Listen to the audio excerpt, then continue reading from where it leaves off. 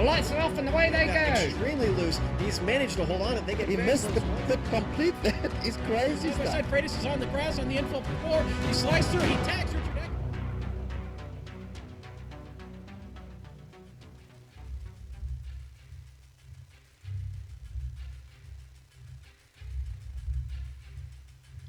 $6,060 seconds is a long time to be perfect. Today, drivers expect nothing but that for all 101 minutes that they must tame the difficult Phillip Island circuit. The demands are high, but little mistakes will mean the difference between hitting the showers and showers of champagne in Victory Lane.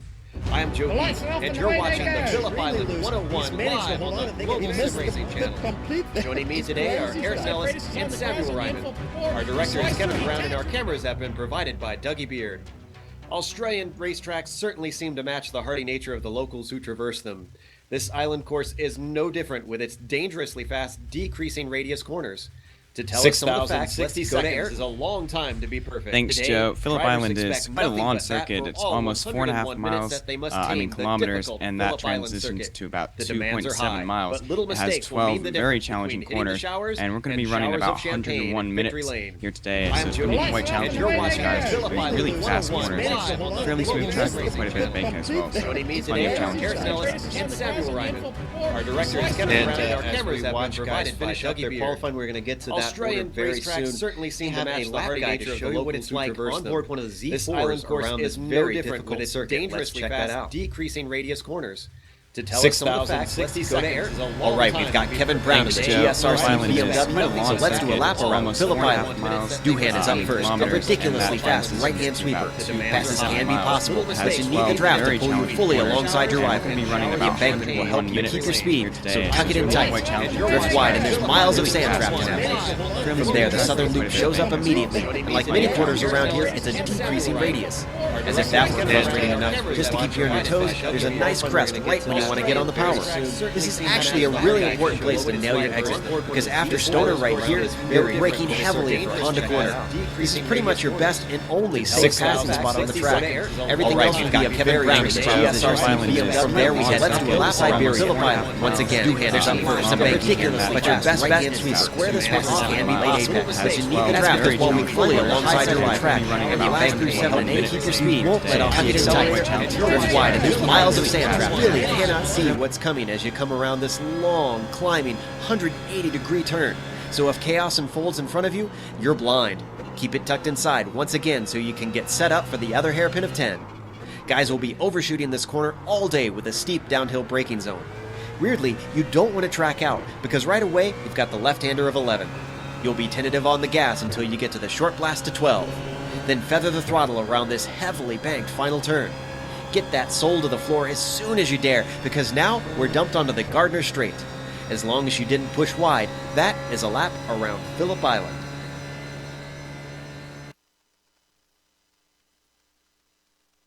Well, as the lap has finished and you can see some of the blind and very tricky corners that you've got on this track, you can see that there are no drivers left on track right now live, which means qualifying is finished. So let's go through the order and show you where everybody is going to start this 101-minute race.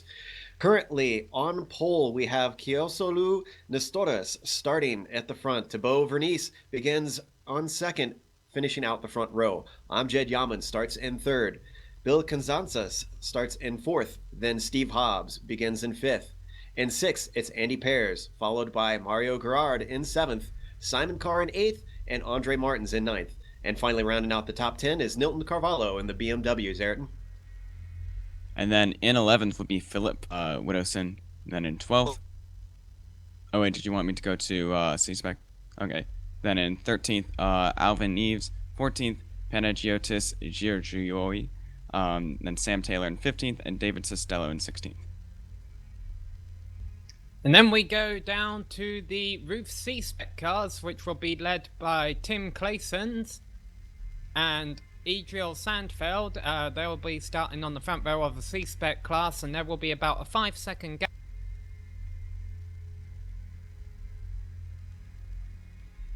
We'll be starting on row 2 of the Roof class.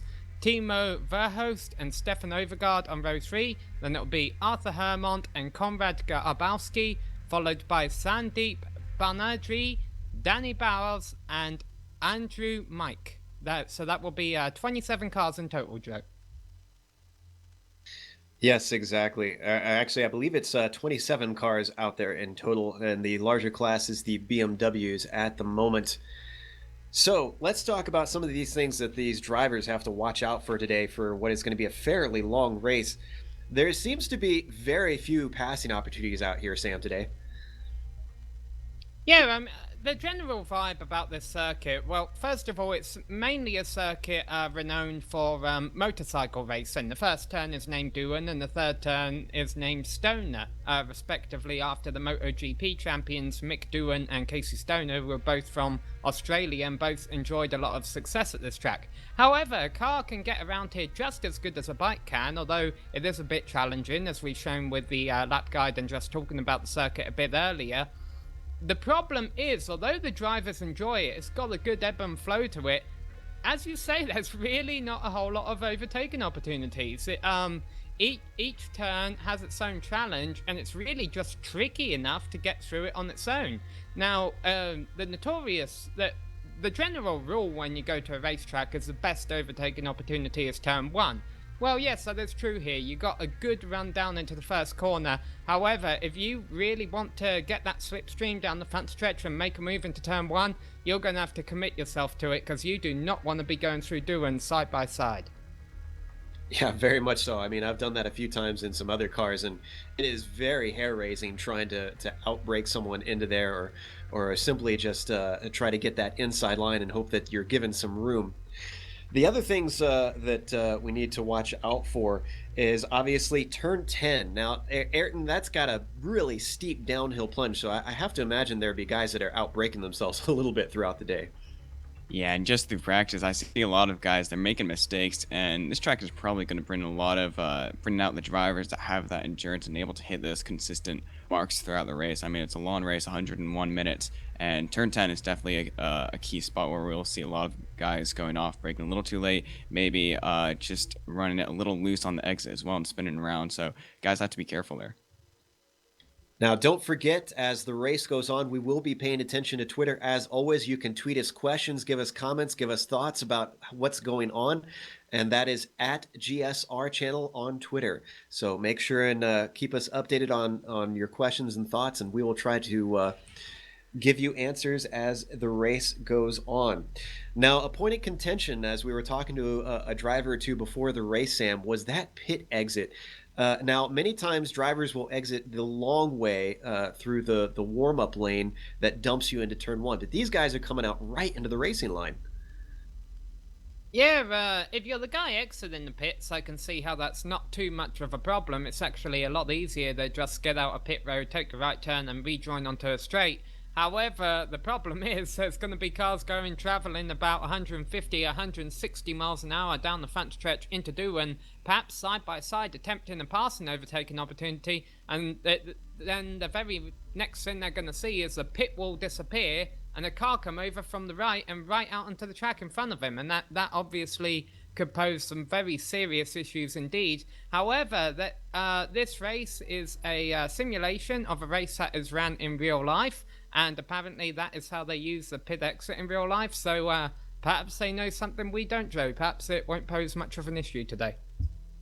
Well, everyone will have to be on their toes, that's for sure, and make sure and watch about who's coming out when they come down that front stretch, especially once we reach pit stops.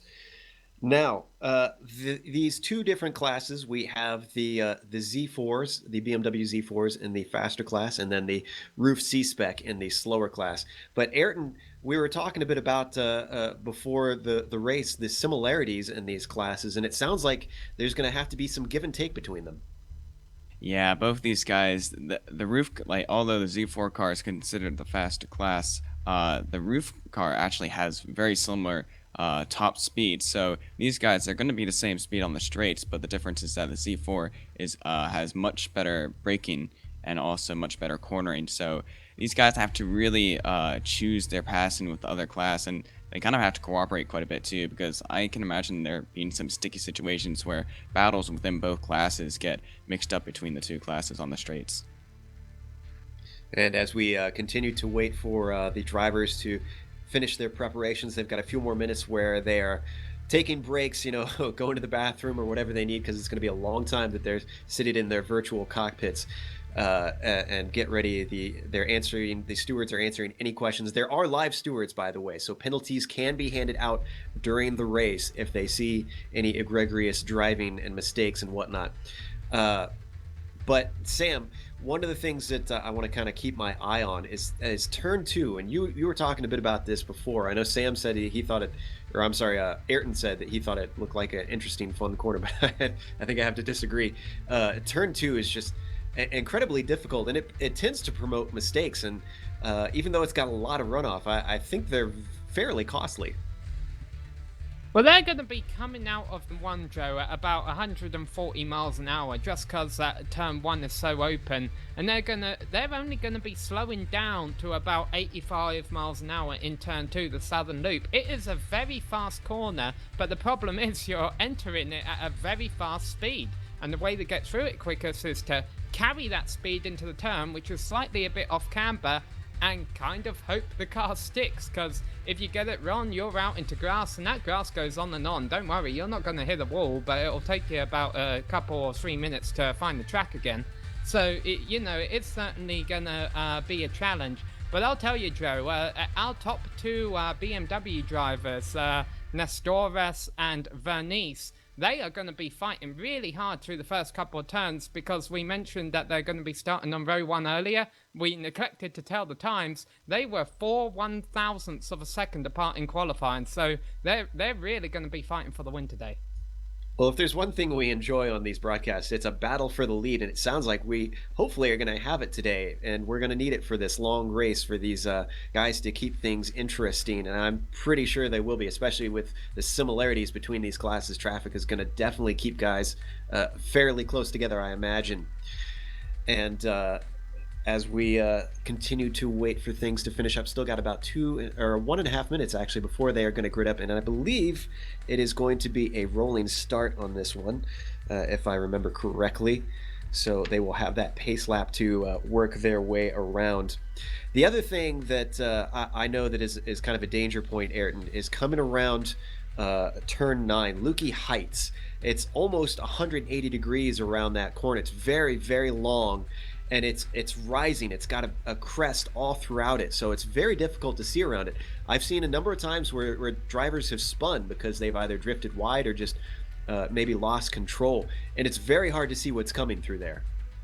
Yeah, and that could also be a situation when it comes to passing as well. That section of the track, it's very tight and very fast as well, so when it comes to the BMWs having to pass these roof C-specs, there's not really much opportunity. Like you said, it's really high elevation change, and just not being able to see where you're going, and also the risk of spinning out or going too wide.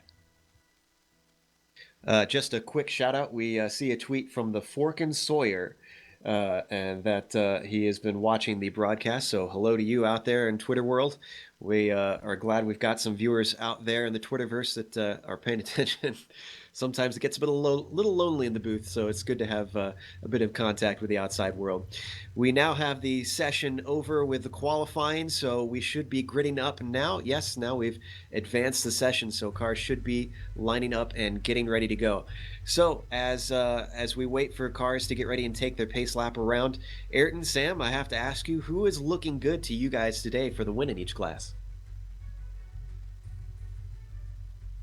Oh, I'll take my pick on the BMW there. I'm gonna go with our Pulsar, the Nestoras, because one thing that's gonna be a bit unique about this race, Joe, is that they're not gonna start the race on the green flag. They're gonna start the race as the cars cross over the finish line. So Nestoras obviously will have priority. He will, as a general rule, cross the starting line first. And in my opinion, he's going to do everything he can to try and get out of turn 1 and turn 2 first. And if he can do that, there's going to be no full course yellows during this race. If he can run away with that win, he only has to make one pit stop, just score one pit stop right.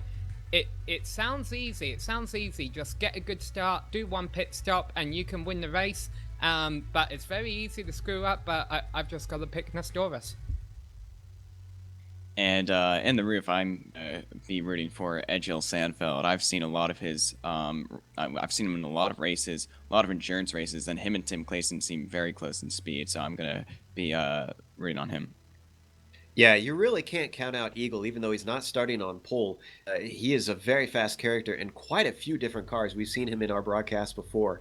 I've got my eye on Jasper Grinewig in that class. He's starting in fourth, and he is a very fast guy. I've seen him as well in the MX5 World Tour, which is a series we cover, and I know that he has got quite a mind under that lid, so I know that he can work his way up towards the front. I have to agree about Nestoras looking good, but I won't count out Amjad Yaman. He is an endurance driver through and through. When it comes to the long term, another guy that seems like a thinker's driver to me. So I know we're a bit partial because we work with Amjad from time to time here in the booth, but I am not going to count Amjad out whatsoever as we see the pace car now taking off to lead them around the pace lap. So you can see our leader Nestoras in that blue and white car with Thibaut Vernice next to him on the front row, on the outside coming up to turn one in the red and black as they work their way around. Very cloudy day today, Ayrton. From what we understand, it's a very fast track too. Yeah, these guys are going quite a bit faster than they expected, which caused a little bit of problems, but hopefully these guys won't be affected too much from the weather. So apparently the cars still run very well. Now, the GT3 cars in official iRacing races do a rolling start. So these BMW guys, Ayrton, should be relatively used to this. But with you doing both oval and road, and since roadside doesn't as often see these rolling starts, what are these guys going to have to be looking out for? What are some of the tricks and keys to these rolling starts that these guys need to pay attention to?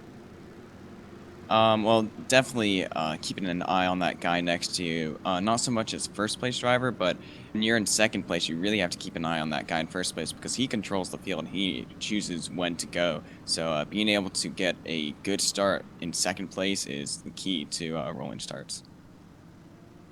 As they work their way around some of these slower technical corners, you can see they've just worked their way through Honda, now coming into Siberia, which is nowhere near the real Siberia. But I'm actually really curious why that corner was named that. I have to admit I'm not familiar. So if anybody out there in the Twitterverse knows that one, tweet at us and tell me what exactly is with the naming of the corner Siberia out here at Phillip Island. So now we're heading up through turn 8. And going to be going through around Lukey Heights.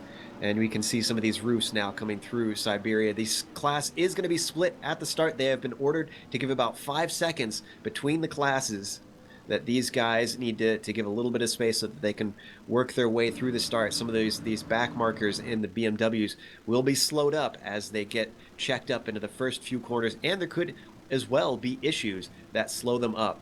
Just 2 more corners to go now, coming around 11, and then they have the very fast 12, but the pace car is going to duck off as they got the pit entry before turn 12. You can see just going in now. Nestoras is leading the way.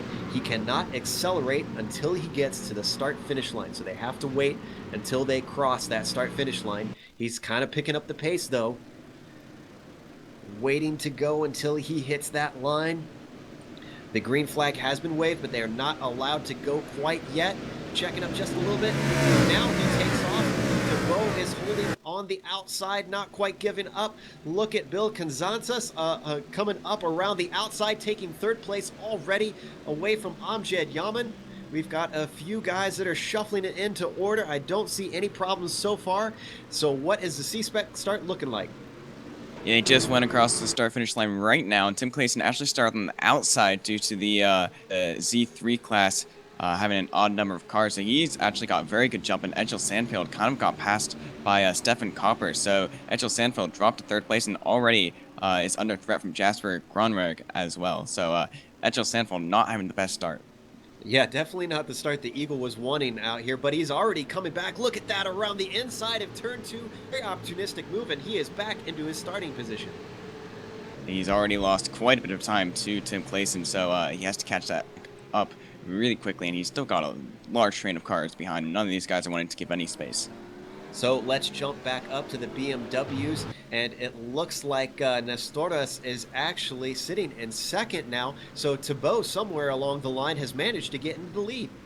On the exit of turn 2, Joe Thibault got a much better exit out of the second turn, was able to pull the move off as they went down into Honda corner. And look at Thibault already pulling away to about a second lead here as they come around to complete the first of, we don't really know how many laps, but I'll tell you something that's going to be confusing is Nestoras and Kazantzas here for second and third have exactly the same paint scheme. Right now it's Nestoras in front, so we'll try and keep you updated on that.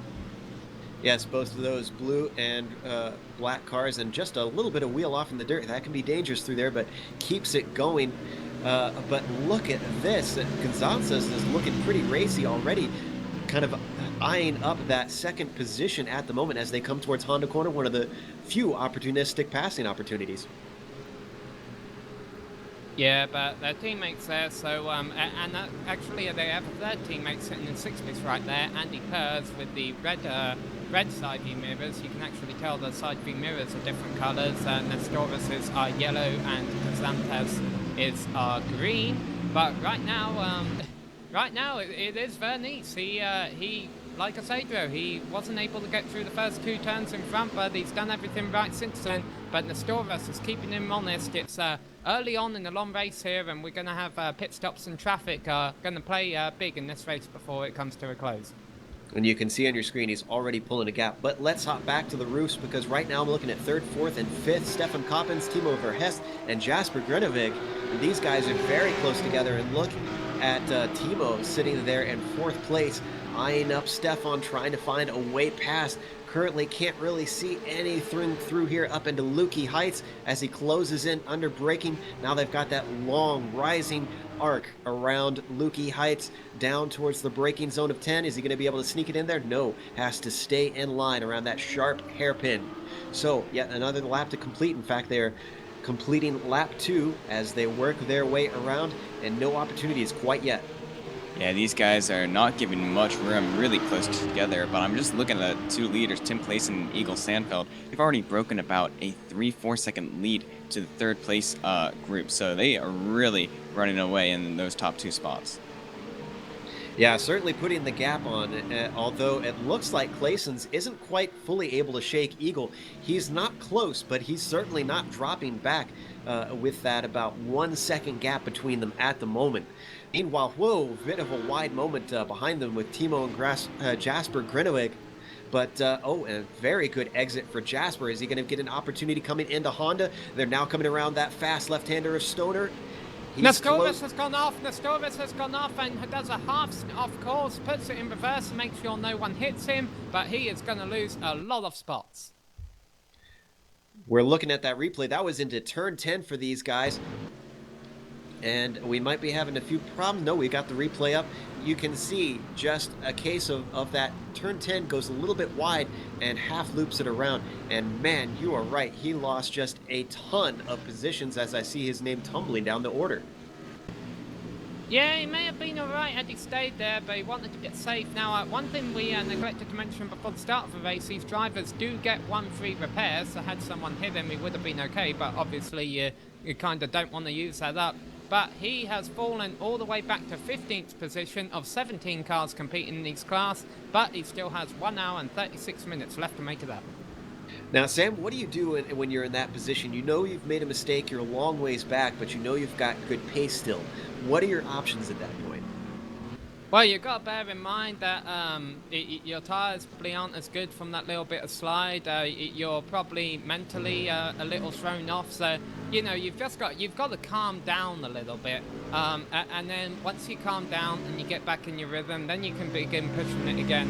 But you know, someone as fast as he doesn't really have to push it too much because he should naturally be faster than a couple of these back markers, just the way it is. And you know, there's still a long way to go. I've got to be honest. I think a win may be out of question for him, but he just got to make sure that he doesn't do anything stupid or anything that would put him in pit road with damage, which unfortunately his teammate Panagiotis George Joy in the number 96 car is currently in pit road with a lot of damage on his car. He's getting that repaired. So actually it's down to more like a 16 car field now for the BMWs. Unfortunate to see a few guys already biting the dust. Meanwhile, in the BMWs, I am dropping down to 6th, 7th, and 8th. It's Simon Carr, Andre Martins, and Mario Gerard. These guys are very close together, and Andre has got a look. He's taken a look on the inside of Stoner, and he actually takes it. That is an impressively daring move. Mario could still come back up the inside of Honda. Oh, he tucks his nose in, but he gets chopped off, and that position goes to Andre. Yeah, just going back to what we were talking about, Joe, Nestoras just ran his fastest lap of the race, so he's back up to speed pretty quick, but still, he's actually half a second slower than what our leaders are running, so it's not looking good for him right now, I'm afraid. Well, at least he's got the afterburners on at this point, trying to make up for that mistake that he did. I think you're right, though. It's going to be very difficult for him to try and do anything for the lead from this point on. It's going to take a mistake from the leader or just some incredible lap times and strategy from Nestoras to be able to make that up. See a little bit of car off in the dirt. That must have been Andy Perez, I think, who dipped his wheels off coming between 11 and 12. But no harm, no foul for him, as he continues his way on across the line, completing lap 5, now into lap 6 for these guys. We've still got an hour and 33 minutes left to go on the clock, so these guys have most of the race left to go, Ayrton.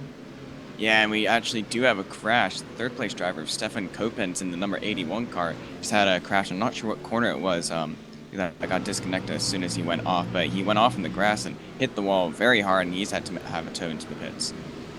That looks like, as we get the replay up, whoa, he had a big tumble. That was coming out of 10 up towards 11, it looks like. Yeah, we're getting ready to see it now, I believe. Oh, no, we are a long ways back on that. So it sounds like we might have to wait a while for this replay. No, we do not have a replay, unfortunately, but it sounds like... Oh, and I was wrong. That was actually coming out of Honda, it looks like. And he actually was on his lid for a moment. Sounds like we do have some action going on between, I believe, was that Burns? No, Burns is one of the marshals. Andrew Mikey and Manuel Sanchez had a little incident. They were running towards the tail end of the roof field, and they're having a couple of words about that incident. I don't know if that's one you're looking for, Joe. I'm not entirely sure. I got a little bit of information from a spotter, and Manuel Sanchez has been black flagged for avoidable contact. I didn't see the incident itself, but I'll tell you that Manuel Sanchez is actually the first of our lap cars that the BMW leaders have had to navigate. Fortunately, he's being courteous and letting them by for now. Interesting development. We got a spinner on screen. I'm trying to see who that was exactly, and it looks like that is Danny Bowes. We're looking at the replay now, and that was coming through Stoner. One of those very tough corners in this car. It looks almost flat out, but it's not quite.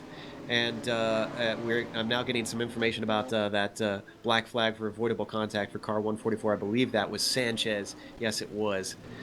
So now we are back live, and I believe we are looking at Amjad Yaman in the BMW class. Yeah, and the problem with the lead pack is once Nestoras spun, they kind of broke the pack up a little bit, and that makes it harder for the cars that are behind in third and fourth. They can't use the car in front to judge themselves off of. You know, they can't use their brake lights to think, oh yeah, I should probably begin slowing down for the corner now, or see what the leaders are doing a bit better than they are. And, you know, as they begin to get more and more spread out, the gravitational pull, if you want to think of it that way, between the cars is getting weaker, and it's kind of spreading out the front of the field here. Although we still do have a pretty close battle for fifth. Andy Perez leading Andre Martins, Mario Girard and Simon Carr back to 8th, but no challenge for position in that area right now, Joe. Yeah, we've been watching a few of these BMWs work their way around the roofs, and they've been behaving pretty nicely so far, and it's been a few hairy moments, but everyone seems to have been very considerate to each other. So, as I believe we were watching Andre Martins work his way around, he is currently sitting in 6th position in the BMWs, and he is very close. Look at how close he is to Andy Perez, and Andy Perez is even closer to Steve Hobbs up in that 4th position.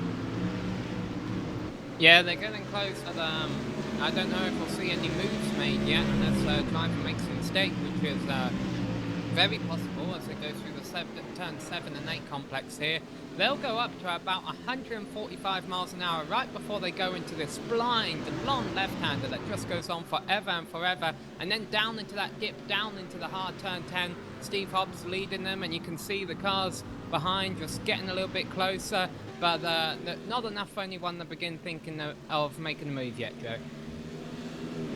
Yeah, and that's a little bit typical of the endurance racing that we're used to, Ayrton. It's much more of a thinker's game. These guys not trying to make rash moves at this moment. We've already seen a few guys fall prey to this track and to at least one car to attempting to pass each other with car contact.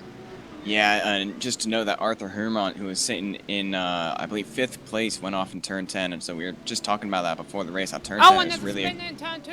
It's one of the leaders.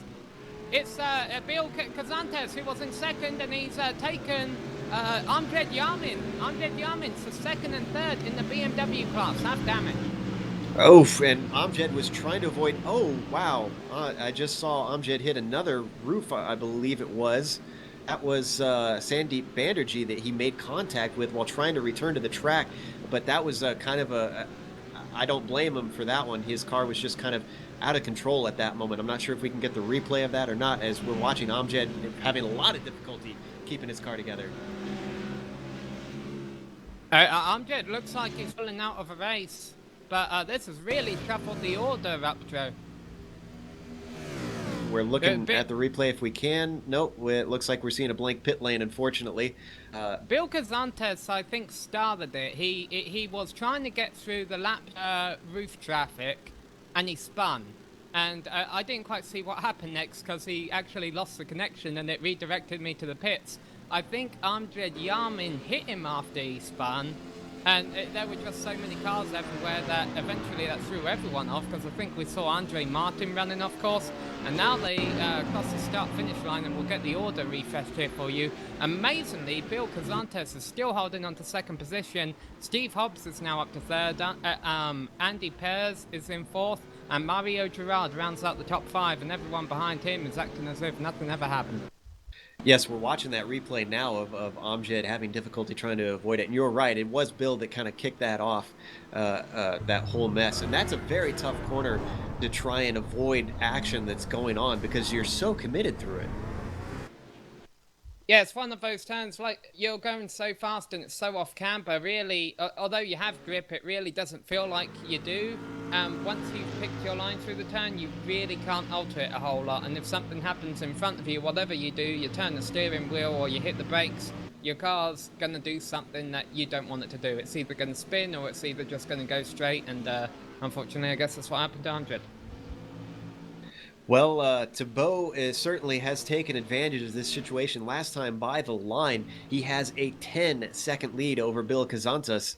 And let's see what it is as he comes across the line just about now. He's coming over the grid. And actually, we won't get that updated until Bill comes by, so we got a little bit longer. But he is working his way through traffic. Jasper Grinewig just lapped by him, and now he's got Timo Verhest, some of these top guys in the roof that he's working his way through, pulling over quite politely and letting him through, and he's able to continue his battle with Jasper now for that third and fourth position in the roof. But now, this time by, it's about 10.4 seconds between first and second place in the top class. Yeah, and actually that just got reduced a bit. I guess Thibaut had a bad turn. It actually drops to 9.5 seconds now. Really, the closest battle we have in the BMW class is actually going on right now. Mario Girard losing 5th position to Simon Carr, kind of yielded the spot to him there, but he's got to get back on it soon, otherwise he's going to become live bait for Alvin Neves right behind him. And also, was that pass attempt we see Andre Martins on Phillip Widdowson there in the battle for 8th. So, and around goes Simon Carr. No, he's able to save it, but loses a couple of positions. Turns that BMW into a lawnmower, comes back out onto the circuit. Well, I think it's a little bit better as a Bimmer than a John Deere, and thankfully it looks like he doesn't seem to have gotten any damage from that. Just a quick update, that incident between Amjad and Bill and whatnot, there is it was deemed a racing incident by the stewards. That was between car number 99, 049, and 07. So, as Simon Carr continues on and works his way around Stefan Coppens. And actually, Stefan Coppens is coming into the pits. Let's give you a quick update on the top 3 of each class. In first, overall, Thibaut Vernice, then Bill Kazantzas in second, and Steve Hobbs is holding down third. Ayrton, what's the roof class look like? Well, Tim Clayson is in first, then Eagle Sandfeld in second, and then Jasper Gruneweg just made a pass for third since Timo Verhulst actually made a mistake and went off the track. So that's top 3 there. And it looks like Timo's actually trying to deal with Mario Gerard, who is trying to get by him at the moment. I think that's coming through Stoner Corner. Now he lifts and lets him through to Alvin Nieves. Now, I've watched Alvin race recently in the CMS Championship, and this is a very fast driver, very cool under pressure, currently sitting in 6th. And that tells you something of the level of competition that he's only able to be up into 6th at this point, because he is a very fast driver. And we've got an update. Car 07 has been black flagged for avoidable contact. Now that is, which is Car 07? That is Sandeep Banerjee, actually. And I did not see that happen. No, he's owned up to it, whatever it was. He's apologised over the radio. Meanwhile, there's actually a battle for third heating up in the BMW class between Steve Hobbs and... as they go by a lap car here, and Andy Pears in the blue and black car there, and he gets right on the slipstream but doesn't attempt to move through Doohan, so Steve Hobbs is going to stay out in front. Meanwhile, a short update I want to point out, Kiels Blue Nestoras has worked his way back up into 11th place, but he's about 30 seconds back of the leader still. But yeah, this battle for third is where it's at in the BMW class right now. Absolutely. Andy is really putting him under pressure, but Steve is dealing with it quite nicely. Now coming through Stoner up towards the passing opportunity into Honda. A little too far back for Andy to make something happen, but just look at how he closes, and that is the car of Andrew Mick that has let them by coming through that corner. Again, very polite driving from that back marker in slower class. But these guys are fighting for the final podium position here in the top class. And we have, I can't see the clock actually, so I'm not sure how much time we have left to go on the clock at the moment, but I'll get you updated on that as soon as I can get that graphic back up.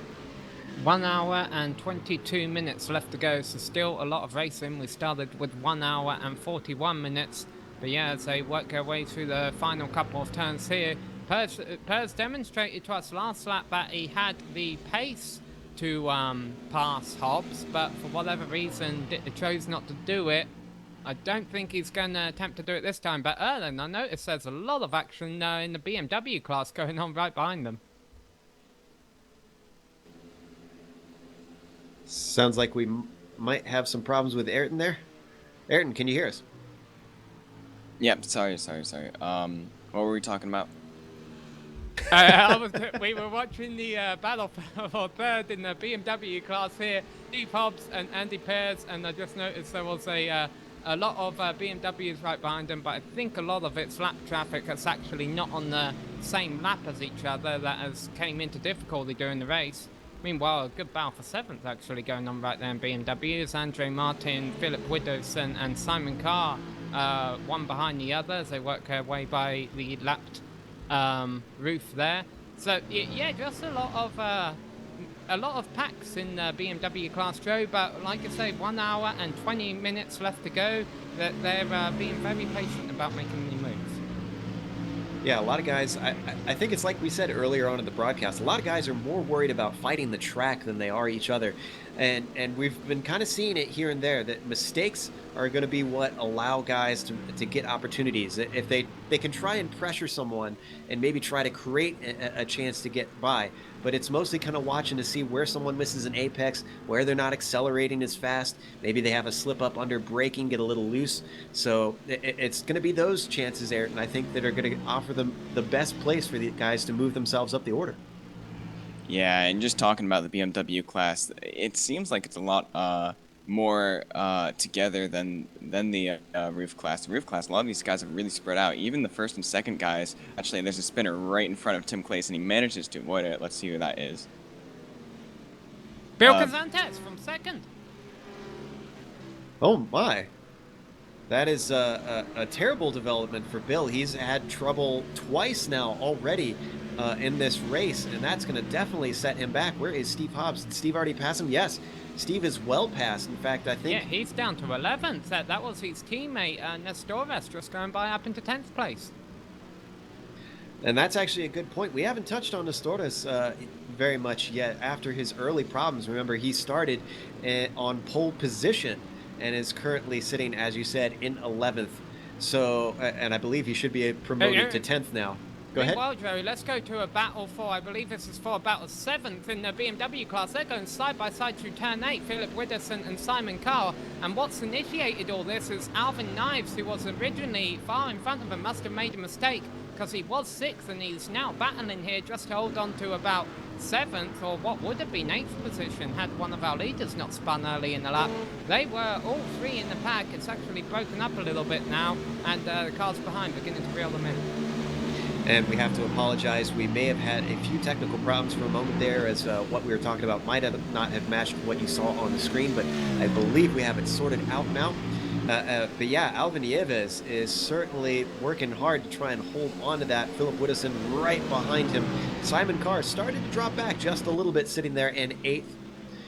And we also have to apologize. It sounds like we are having problem with the timing and scoring for the roof cars. So unfortunately, we aren't able to get you much information on them on screen. We will try to keep you updated on those guys otherwise.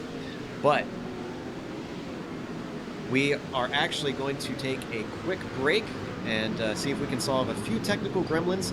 Hopefully we'll come back soon and be able to bring you back to this battle for 6th in the BMW class.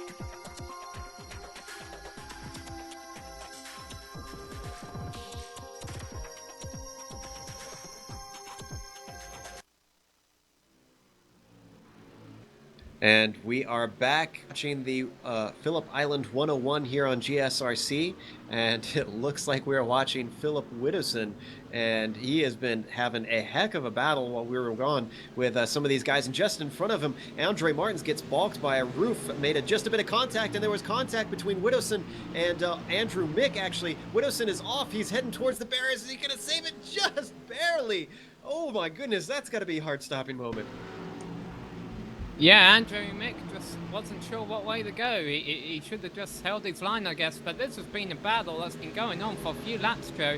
There may be 1 hour and 14 minutes left, but these guys are beginning to get a little rough out there. We're watching that replay. Look at how close he came. That is impressive stuff. Cool under pressure. A lesser driver probably would have panicked himself into locking up the brakes through there. But in the meantime, what we were watching was Andre Martins and Simon Carr and a few of those guys battling it out, but they've now separated themselves, and just behind them, there is a big cluster between Paulo Chagas, Kioso Nestoras, and Bill Kazantas trying to work their way through all this traffic and battle each other for the 7th, 8th, and 9th positions. Yeah, and Andrew Meek, the roof who was in front of all of that and caused it a little bit, it has been given a black flag for avoidable contact.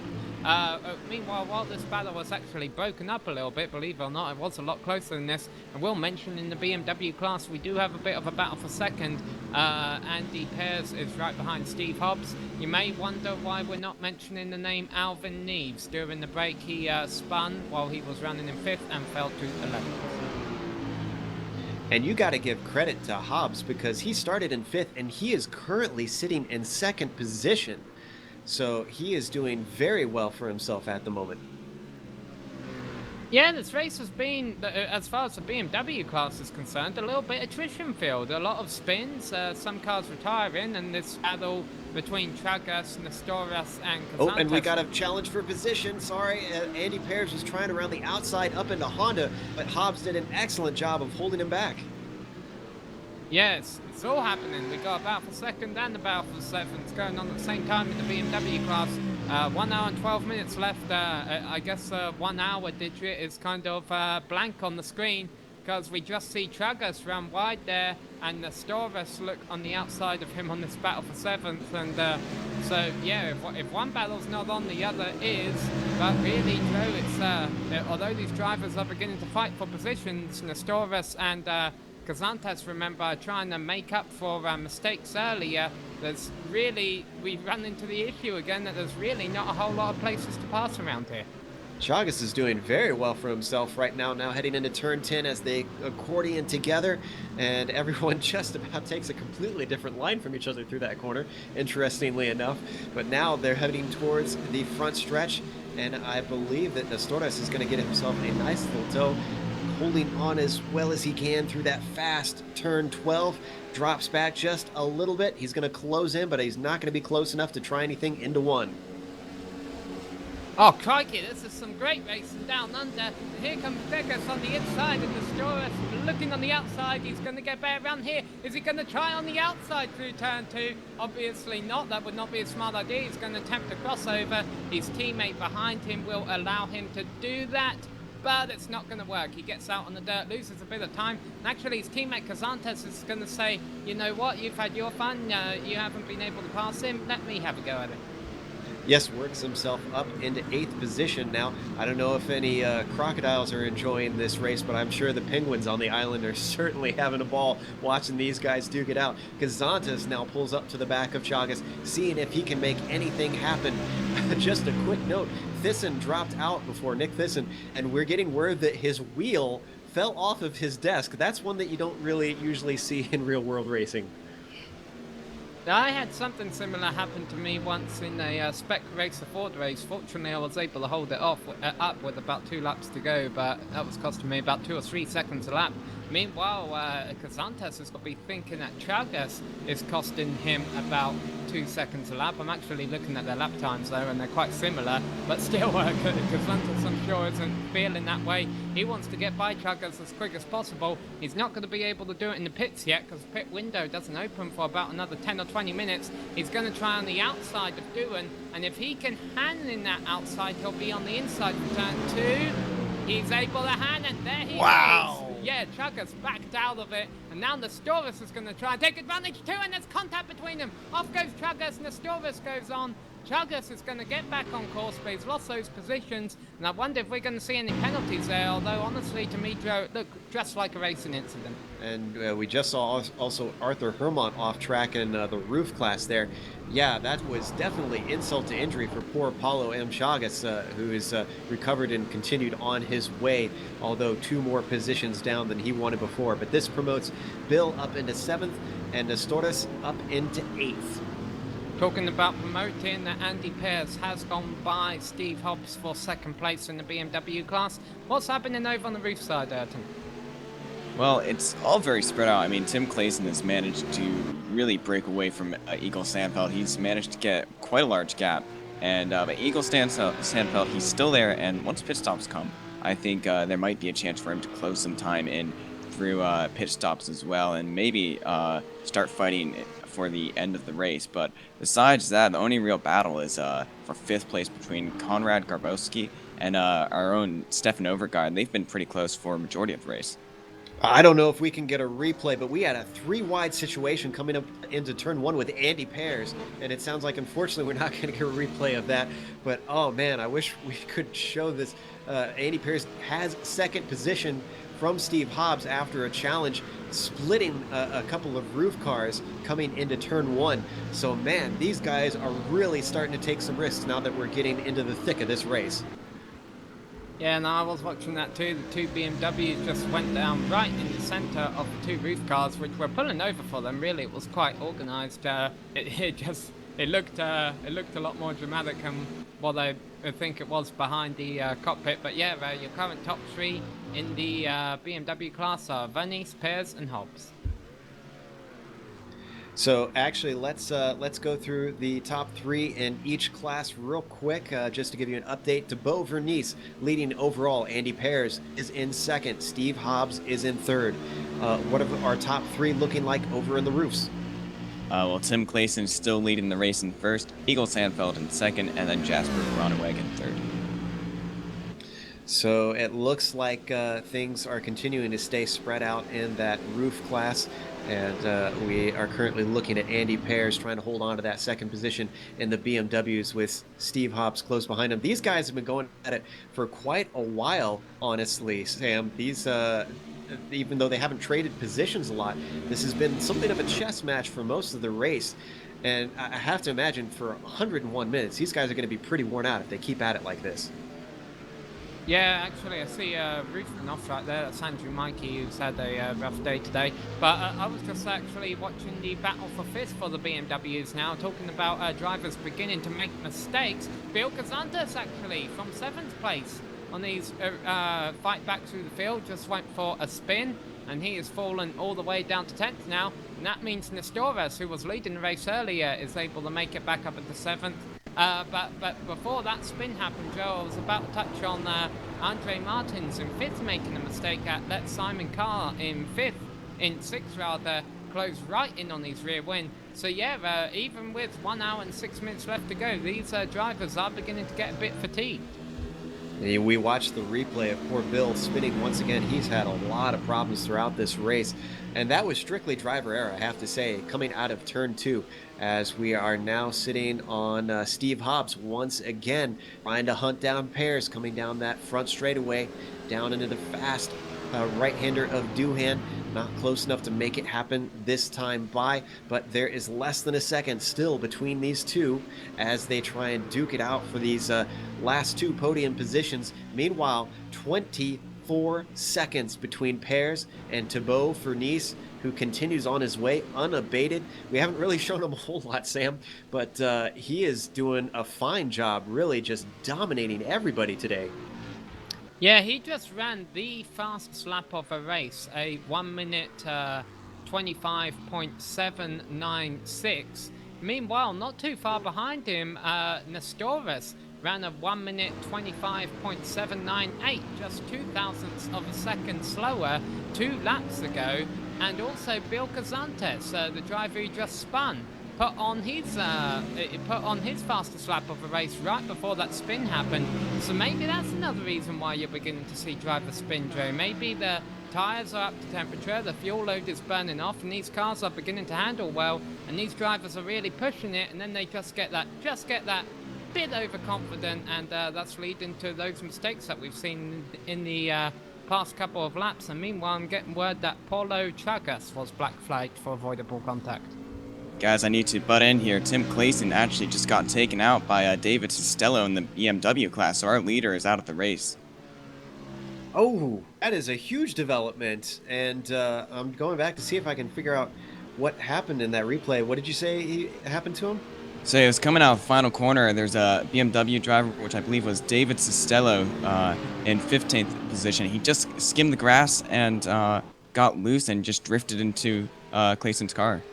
Wow, look at that tumble once again. That is heartbreaking for Tim Clayson. He did absolutely nothing wrong there. Yeah, he does have a spare car, though.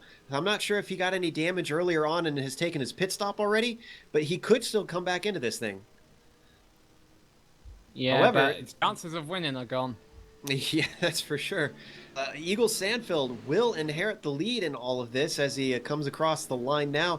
It should update soon. And let's see, what is the difference between these two guys? Between himself and Jasper Grinaway, who's going to get bumped up into second position. And yeah, Hayden Burns is letting me know that number 6 was black flagged, and I believe that was Chagas that we were talking about earlier. Or was that Costello? Yes, no, that was not Costello. Black flag. Oh, yes, he was.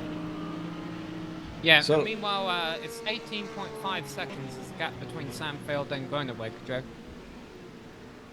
So the marshals have been very busy out there today. And I was going to ask Ayrton as we continue on and this race really gets into the point where drivers are starting to feel some of the strain. What is the mental state that these guys go through as it progresses? I mean, you know, how are they starting? What does it feel like when you get about into the middle of this race like we're getting? I think at this point, these guys, they're just fighting to keep concentration, because as soon as they lose concentration, they're at risk of just skimming the dirt or missing a braking zone or making any mistake that can cost them a few positions or even possibly the race. So at this point, I mean, the middle of the race is definitely the most difficult part, because at the beginning of the race, you're all energetic, you've got all the energy from the beginning, and then at the end of the race, you're getting excited about the end of the race if you have any battles going on. But right in the middle, that's the point where these guys really, they struggle to focus. But I mean, these guys should be focusing on pit strategy coming up pretty soon, because I think in about 10 or so minutes, these guys are going to need to pit. And hey, that was what Andrew. What just happened to Paulo Chagas? He's in the pits, and I don't know why. I'm not entirely sure. He was expressing his displeasure about something, that's for sure. I was going to say a little bit earlier we saw a car spun off track. That was Andrew Mick in the roofs, currently sitting in 9th position in his class, about 5 laps down from the overall leaders and about 3 laps down from Eagle Sandfeld in the lead in his class. Certainly not been having a good day. We've seen him off a few times already. Were you able to go back and figure out what exactly happened with Chagas? From what I can tell, there was some kind of contact 4 laps ago, and then he stopped on the backstretch a lap after that. I'm almost wondering if he thought that would count as a penalty, because his car isn't damaged or anything. He was going along pretty good, so I can only imagine it must have been some kind of penalty. But I wouldn't be surprised, Joe, if he may have just served his pit stop, because we've got an hour left, and from what I was understanding, talking to one of our drivers before the race, you can get about almost an hour out of your fuel tank here. So it'll be interesting to see if Chagas is good to go to the end or not. Yeah, meanwhile, we are watching Simon Carr, and he's being hunted by Kioso Nestores.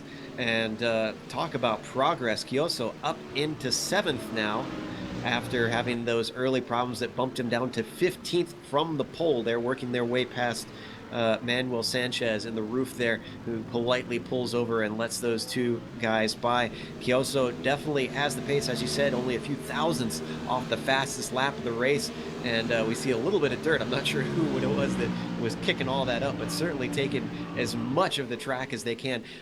Speaking of kicking up dirt, something we haven't mentioned, they have a 22 incident limit on this race. Now, Ayrton, what do we mean when we say a 22 incident limit? Well, it means any contact or going off track gives you instant points, and if these guys go over 22... Collision! Andre Neves and Bill Gustavus just tried to look at Neves coming out of the final turn. It was a very opportunistic attempt, and it did not work for him. What is this, number 4, number 5 for Kazantas that we've seen either on tracks or contacts or who knows what for this guy, and the car is still going. Oh my goodness, that must be a very hardy BMW, Sam. I think we need to go back to and talk about these incident points, because I have a feeling the limit's going to start coming into effect for some of these cars soon. Yeah, so if any driver goes over 22 incidents, they'll be disqualified from a race, which means that they won't be able to race anymore and will have to pretty much leave the session. They have nothing else to do. So these guys really have to be careful, and as you've been saying, these guys, a lot of them have been involved in a lot of incidents. Well, I'm not sure if I had said it before, but I'm left wondering what could have been for Bill with his fast pace, especially after starting in 4th position and just continuous mistakes, whether they be his own or just being caught out by a situation unfolding around him. He is certainly making life interesting and making it exciting for us in the booth, that's for sure. He's right now behind Nilton Carvalho, and his pace should be able to dispose of him pretty quickly. That's if that car is still in good condition. Yeah, none of these drivers have made a pit stop yet, really. So every single spin, every single dent that's on that car is still there, hasn't been attended to. He might be able to get that all fixed when he comes into the pits. But this is certainly endurance racing at its ugliest right now, or finest if you want to think of it that way. Talking about racing, there's a battle for 4th here, and Mario Gerard overshoots the corner, and Andre Martins takes the position. Nice and cleanly done. We're going to look at that replay and see how that happens. Just a couple of wheels off into the dirt, and we're going to back up just a little bit more. That was coming into Honda there. Yeah, just completely outbraked himself, and I guess Andrea just said, "Thank you, I'll take that," and slots himself upward. Yeah, but at the end of the day, Joe, we're talking about all the attrition, all the incident points and all that. From our understanding, there is no championship going on here. All the drivers are after one thing, the win. And if they want the win, they're going to have to wait for Venice to make a mistake. Maybe they're going to have to do it Top Gear style, where they just all group together and block the track and stop Leader from going fast. Because Andrew Venice is absolutely running away with this right now, 27.5 seconds over Andy Perez. I can't see the marshals looking very kindly on that sort of action, but yeah, it's going to take a mistake from Thibaut at this point for anybody to have an opportunity with almost half a minute difference between first and second. Eagle Sandfeld, though, not quite as big of a gap, but he certainly got himself a handy little buffer between himself and Jasper Gruneweg and the Roos, and there's even more of a gap between Jasper and Timo back there as well, sitting in 3rd. So those Roofs, Ayrton, have certainly given themselves a nice little bit of track to try and run these 101 minutes to themselves. Yeah. I mean, these guys, they really just have to focus. At least the ones in the front really have to focus on not make any mistakes, and the other ones have to focus on trying to set those laps down and hopefully catch up and hope for a mistake.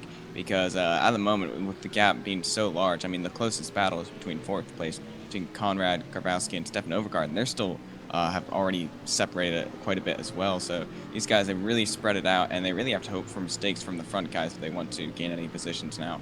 Well, just behind Timo, Nilton Carvalho lost that position from Bill Kazantas, but we are actually going to take just a very short break, and we will be back in just a moment.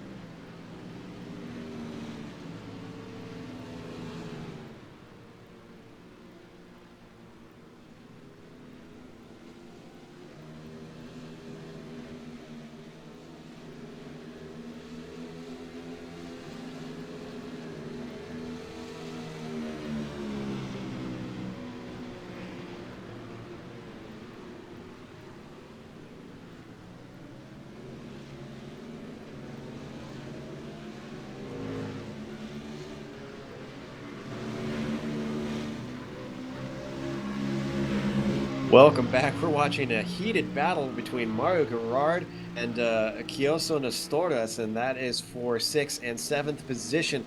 Currently, Kyo on top as they head towards Lukey Heights here, and it looks like, even though there was just a little bit of a peak from Mario, was not able to find anything coming up towards the hairpin of 10 now as they heavy break down into that little hairpin. So, Kyoso working his way through the field continually after that very early mistake, but he's got 46 seconds between himself and Thibaut, who he's very closely paced with, so he's not able to make any sort of impact on our current leader, Sam. Yeah, and one of the reasons you saw Mario trying so hard to fight him off was because Mario actually just lost 5th position. He lost pretty much 2 positions within a couple of laps right there, whereas Nestoras has spent the whole race just trying to make up 5 or 6 from when he fell to 11th earlier. But Simon Carr, meanwhile, who was the other driver that got by Gerard and is up into 5th, he is running Andre Martins down. He actually took 2 seconds out of Martins the last lap, so I don't know if Martins has burned his tyres off or something, but we could soon see Simon Carr in 4th, or maybe we could even see Nestoras up in 4th. Now, Andre Martins, he qualified in 9th position. We've seen him in endurance racing with the Enduro Pro Series, so he's a guy who knows his way around long-term races. So up into 4th, it's not too surprising. He's a fairly fast driver and knows how to keep it out of trouble usually, although we've seen him have his fair share of bad luck. We are getting some word on the pit stops. Ayrton, who has come in so far? So in the roof class, Konrad Kabarski, who was in, I believe, 4th place, was the first driver to actually make a planned pit stop. So pit window looks to be open, and I'm going to keep an eye on it to see if anything changes. Excellent stuff, as we are currently looking at Conrad working his way around the track in that very nice classic little Porsche-looking livery. Even though these aren't Porsches, they're close enough in my book, Sam. Oh, Stefan Overgaard just having BMWs fly around him every which way as the lapped BMW of Georgie goes off there and into the grass as this battle, Nestoras, Carr, Martins and Gerard try and work our way by this bit of lap traffic. But yeah, it is worth noting, Joe, that we have now just gone by the halfway point, so these cars should all be good on fuel. They should all be able to pit now, get one stop and come back out and make it to the end of the race. It's just a matter of, if you've got a clean track and your tyres aren't too bad, why not stay out there, see how deep you can run it.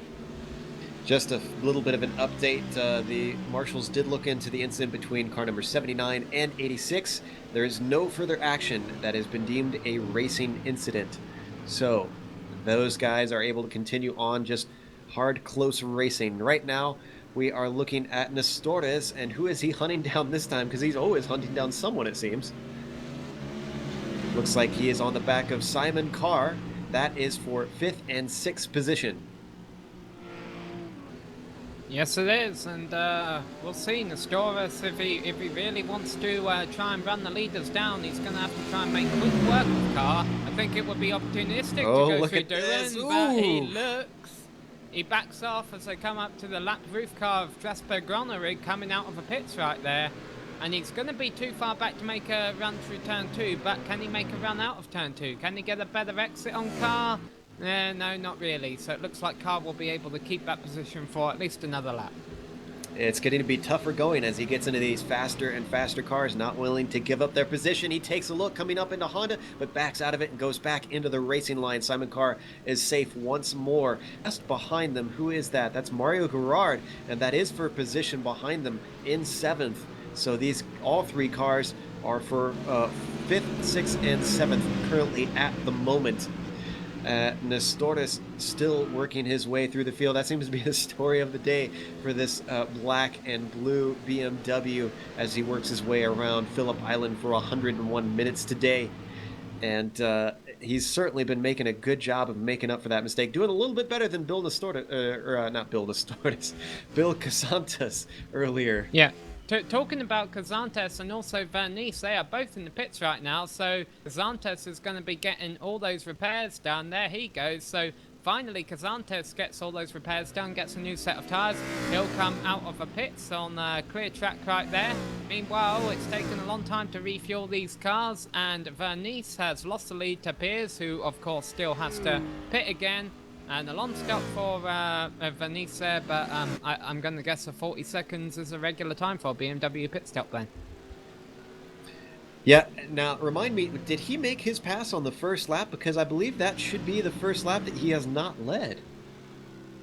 Yeah, and it'll probably be next time around, because I think he'd led that lap. His pit still looked like it was after the finish line. So yeah, next time around, it looks like Andy Pearce will be the first driver to lead a lap other than Vernice today. I'm seeing it scored as Andy Pearce having led the last lap, so I'm not entirely sure on that one.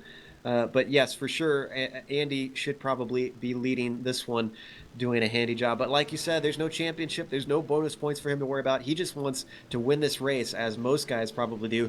Although I'm sure in some cases, Ayrton, there are guys that just want to simply finish.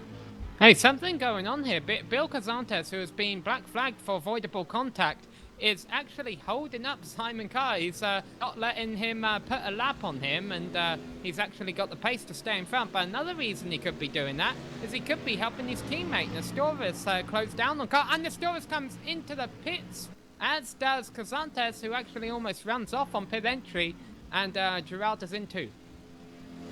Some team tactics, a little bit of slightly dirty racing there from Kazantes, possibly. We're not entirely sure if that's what he was doing intentionally, but it certainly seemed to have helped him, as they were backing up a fair few cars there. Mario Gerard, obviously, as you mentioned, following them in. Now we are looking at Timo Verhest, and Timo is currently sitting in fourth in the roof cars. And the leader in the roof cars, Eagle Sandfeld, has just gone into pits. He was sitting actually right behind Timo for Hest. So I think that leaves now Stefan Overgaard and Manuel Sanchez as the only roof cars that have not pitted yet. Stefan has worked his way up into third, even though he hasn't pitted at the moment, so doing quite nicely. And actually, where did he qualify? He was a little bit farther down, looks like about 6th place, I think. Actually, it's worth noting, from what I understand, we have only about 6 roofs left in this race. So a number of them have dropped off. Just real quick, Danny Bose, Stefan Coppens, Amjad Yaman, Sandeep Banerjee, Nick Thyssen, Tim Clayson, Andrew Mick, Arthur Hermont, and Arthur Hermont is the last of the cars that has dropped out from this race. So out of the 29 who have started, we have only 21 overall who are able to continue on just past the halfway point. The note is certain that kids and grown-ups love it, so the happy car of Haribo of Eagle Sandfeld comes in from the lead of the roof class and comes out in the lead in roof class. So that just shows how far ahead he was. And just saying about finishing the race, it is an endurance race, so it's similar to the Target Virginia, where you just feel satisfied just finishing the race, as we now see Stefan Overgaard heading into the pits. So the Dane now leads his way up towards his pit stall to try and get his work done. We call him the Flying Smurf from his paint scheme, but we've switched over to Timo Verhest, I believe. No, to Bo Vernice, actually, who has worked his way back in the lead. And whoa, he's got 3 cars side by side. And where are they on track, actually? Who is he fighting? That's Sam Taylor, who is a lap down that he is going by. But that's actually for position between Sam and behind him, Milton Carvalho. Meanwhile, all 3 BMW leaders that had yet to pit just pit, and as they exit pit road, Thibaut Vernice is already at the far north end of the circuit over in Siberia. He might as well be in Siberia compared to some of these guys at this point with the way he's leading. Oh, look at this battle for second. Andy Pearce and Steve Hobbs battling for second. They're on new tyres, a little bit cold, and Hobbs able to get a better run out of turn 2. Takes the position. Is Pearce going to challenge him down into the hairpin? Yes, he is, and Pearce gets P2 back. I am amazed that Pearce got that car slowed down. I thought for sure he was going to overshoot the corner, but Steve Hobbs gave him plenty of room. I think he figured you might as well try for the position a little bit later on. He's going to get a good run coming out of Siberia, but he is balked coming through 7. Nowhere to go through these S's of 7 and 8. Now they head up towards Lukey Heights. Long left-hander working their way around. Can't quite hold on to him. He's closing up just a little bit. It's a little bit of a yo-yo ebb and flow. Now down to the hair pit of 10. and nothing doing into there, so he's going to have to wait probably until they get to the first corner.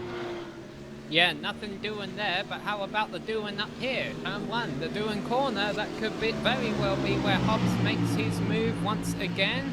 It seems though that the best overtaking opportunities are turn 1, turn 2, and the hairpin that follows, which I believe is turn 4. And here goes Hobbs, he's got the run, he's on the outside. Is Pears going to back off for him? Of course he's not. But has Pears overshot the turn? No, he's able to hold his racing line. Hobbs is going to have to try out of the exit of turn 2 here again.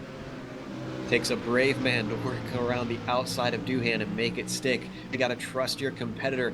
Meanwhile, they're heading now back to the hairpin where there was a pass attempt before, and successfully so from Pears to get his position back. Is it going to be switched this time as Hobbs looks to the outside? Pears stays defensive. Did he overshoot the corner? No, tucks it in nice and tidy at the apex and holds it around the exit. Boy, Pears is looking very strong through that hairpin, and I think that has helped him a lot in this battle so far.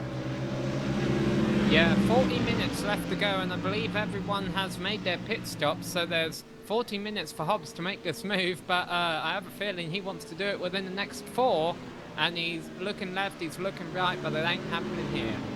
Yeah, it seems unfortunate for Hobbs because he looks a little bit stronger through 7 and 8, but those aren't a passing zone. Those are just flat-out S's through there, so there's no place for him to really stick his car, and especially trying to break into Lukey Heights. Now they've got a lapped car. That's Timo Verhest just ahead of them.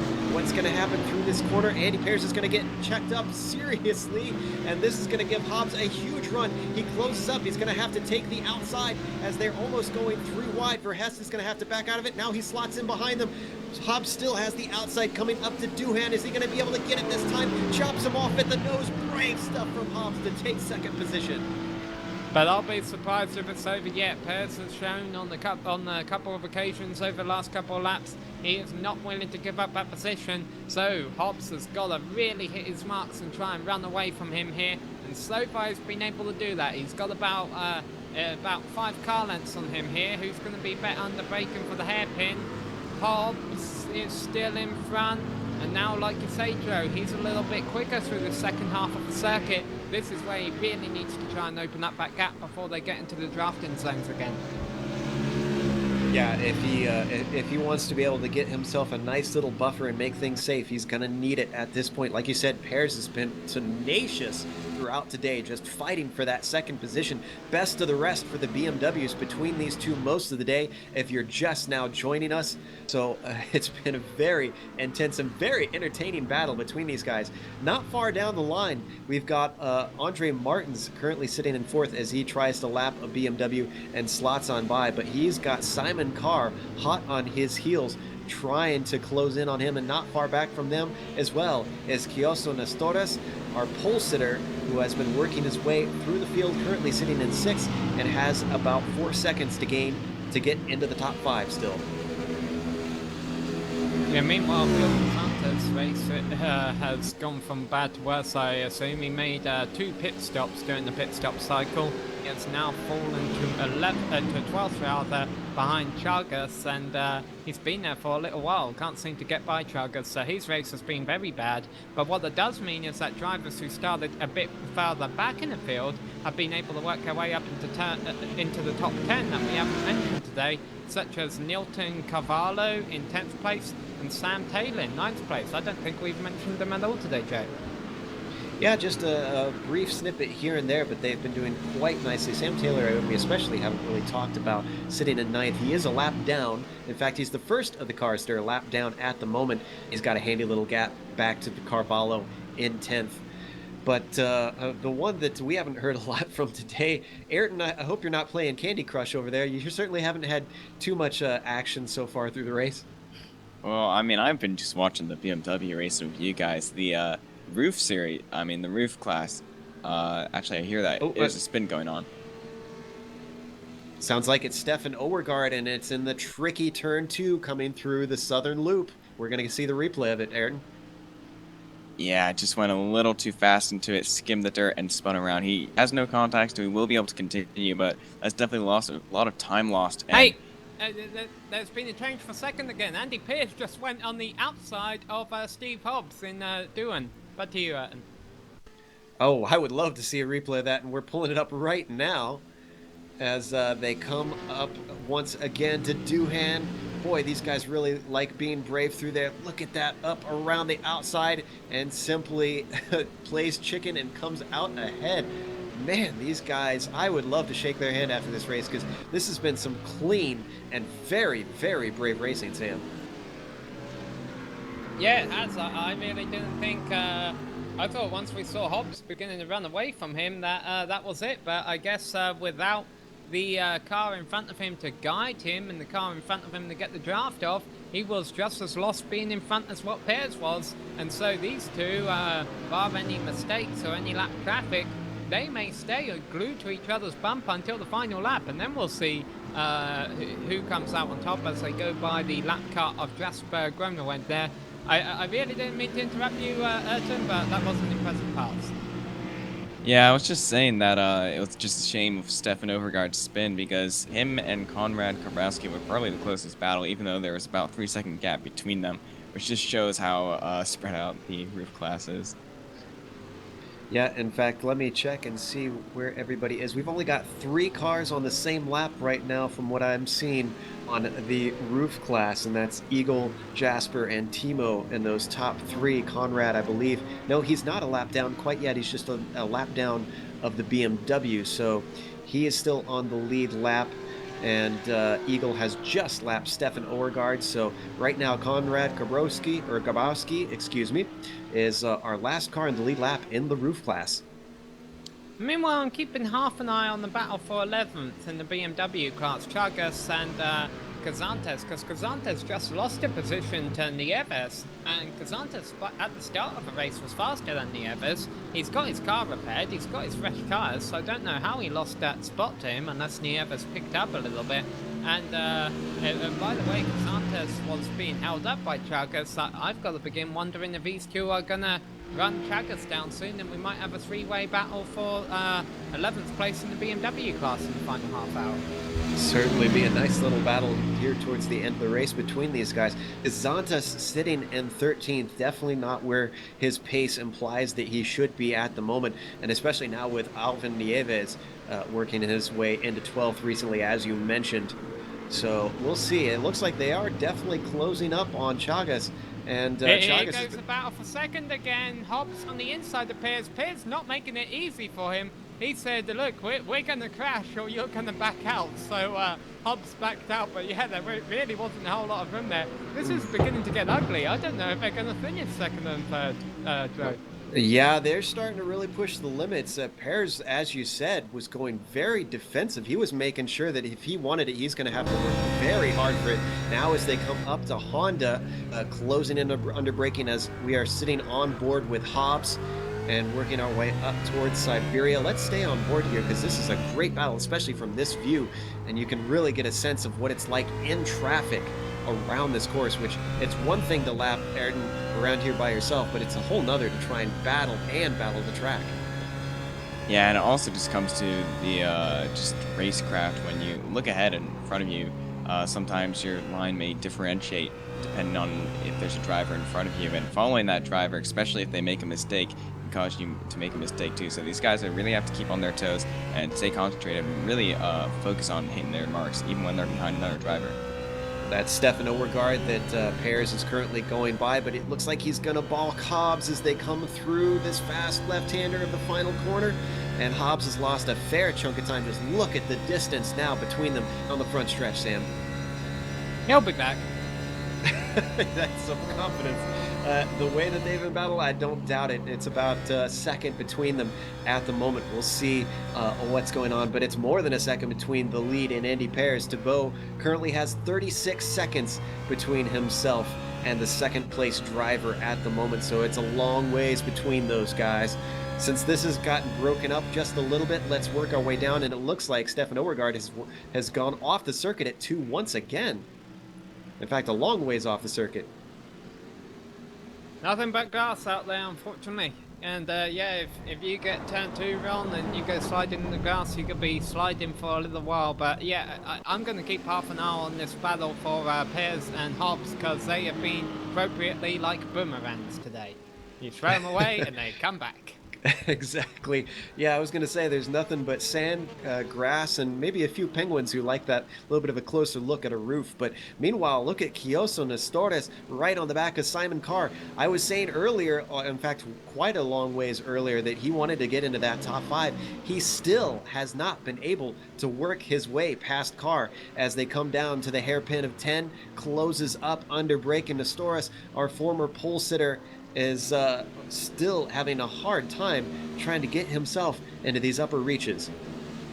Yeah, but only 4 seconds behind Andre Martins. So if he's able to get by him, he can certainly run Martins down. And then Martins is only 6 seconds behind Here he Steve goes. Hobbs. Up to the inside comes Nestores, and it looks like he's going to have it as Cars finally gives up the ghost, slots in behind, or is he? Is he going to try and come back?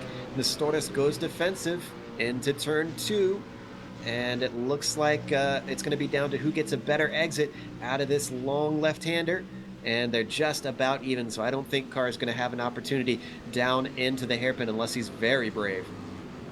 Well, if he can stay close enough where he can get the slipstream on the front stretch, he may be able to keep up with Nestores for the rest of the race, because there is only half an hour left for 1 point, and for 2 points, really, all these drivers in about the top 5, in the top 6, besides Vernice, are running about the same pace. They're running about mid 1 minute 26s, so I don't think we'll see too much separation if there's a battle going on, especially this late in the race. One final reminder, with about 30 minutes left in this race, we're now in the final half, or not final half, well, we are in the final half, but the final few minutes, rather. If you want to get at us, tweet us at GSR channel, give us questions, give us thoughts. Do you think Thibaut can hold on for the rest of this thing? Do you think he can extend the lead? Is he going easy? Let us know on Twitter at GSR channel. So as we continue to watch Nestores now into 5th place work his way forward, the question is, can he run down Andre Martins? And then after that, can he maybe even get into the podium with Steve Hobbs and Andy Pears battling so hard?